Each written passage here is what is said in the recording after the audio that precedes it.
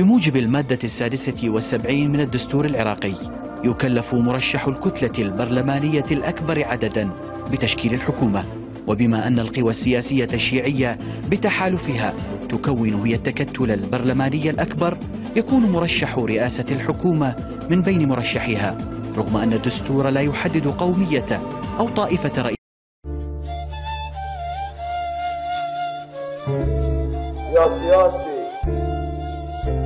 يا سياسي اذكر الله. الشعب بخدمة هالكرسي، مو هالكرسي بخدمة ناسه.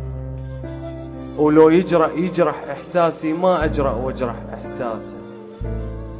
والساسة هواي يكرهونه، قالوا بالشعر تجرحونه، لو نغلط مرة تفضحونا وما تسكتون على البوقات.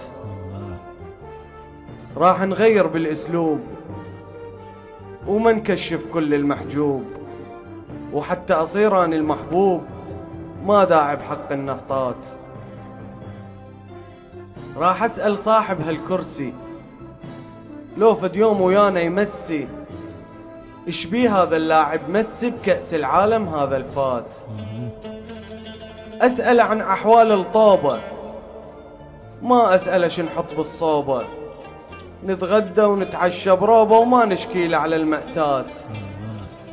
ما راح اشكي لانش عندي، خايف لا يحسبني مجدي، ومجدي جد من مجدي وما نغني للثعلفات. وبذيله يجر بالخزنات وعدى وفات، وفات وعدى وجر الشات. وصحنا له وقلنا له استرنا، وبجفوفه يكشف العورات وما نغني للثعلفات. وما نداعي بدم الأموات وما ننصب شادر للميت، نقضيها بحفلة وهوسات وما نغني للثعلفات. راح اعتبر الثعلب ماكو، راح اعتبر الثعلب مات. وخاطر لا تزعل دولتهم راح ابلع كوم حكايات.